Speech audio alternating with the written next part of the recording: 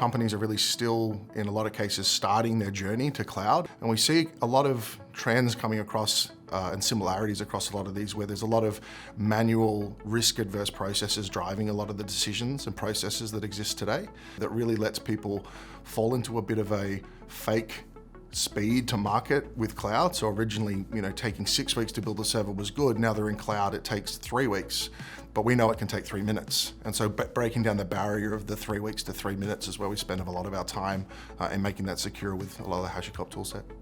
Hi, my name's Lachie White. I'm the CTO at a company called LAB3, a Microsoft partner out of Australia, New Zealand, and recently in the United States. We're the largest Microsoft partner in Australia and New Zealand, and we're also a hyper-specialized HashiCorp partner, probably one of the largest in the region. We've delivered tens and tens of different projects on the entire HashiCorp stack across highly regulated industries, federal government, finance, healthcare, really helping clients discover the way in which they can overcome a lot of their manual processes and turn to automation to unlock the value of the tools that sit within their business.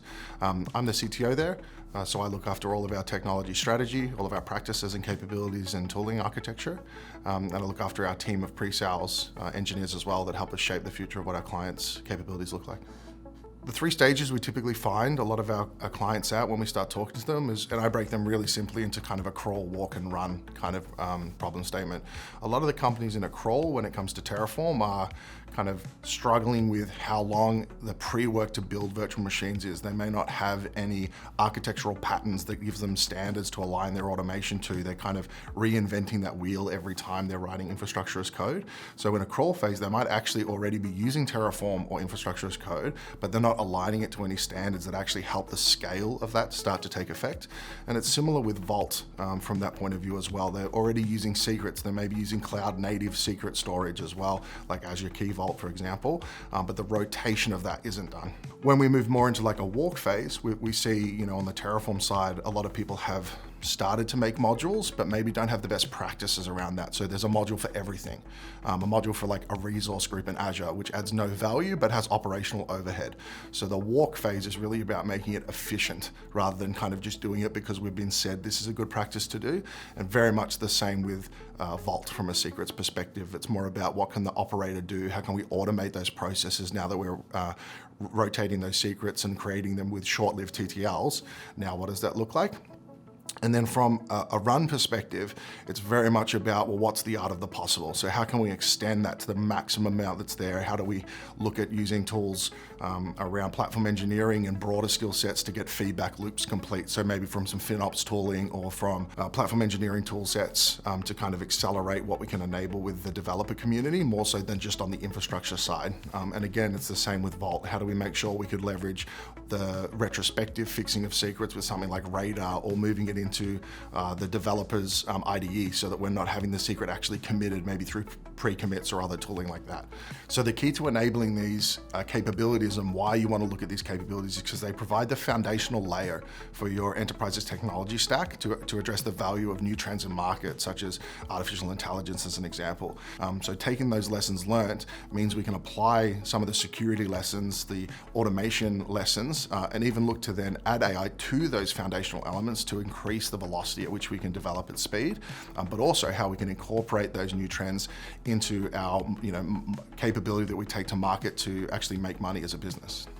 So a great example of where we took this theory and put it into application was at a really large bank in Australia. What we looked at doing was they had a whole heap of manual processes across hundreds of teams with developers that were taking a whole heap of different ideas and different templates and different tool sets, and the operational overhead of those being supported in production was huge. And so then when AI started to get introduced to that environment, there was this huge sprawl of the same problem, but now it was being compounded at even faster speed across even more dimensions. And so what we did is we took a step back and said, how do we get the basics right so that we can safely get the value of this new tooling? And so what we did is we went back to square one. looked at the crawl stage and said, we're not provisioning any of the infrastructure underneath here through infrastructure as code. So let's make sure we bring that in, put that into our Terraform Cloud instance, make sure we've got proper RBAC around the workspace, we don't have clear text and secrets.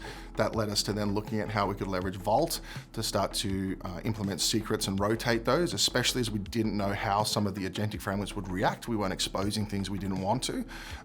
So that let us build a security around that and get real confidence from the kind of risk point of view for the platform. And so with those kind of building blocks taken care of, we could then start to enable the experimentation of these frameworks and AI in a really safe and curated environment, but not diminishing the speed or the value in which we could do that from a business point of view. And since then, that platform's gone into production for the bank, and we're now looking at bringing all the other workloads into that platform with the prime use case of AI leading from the front and looking at how some of the reporting automation and internal productivity gains could be had from that platform.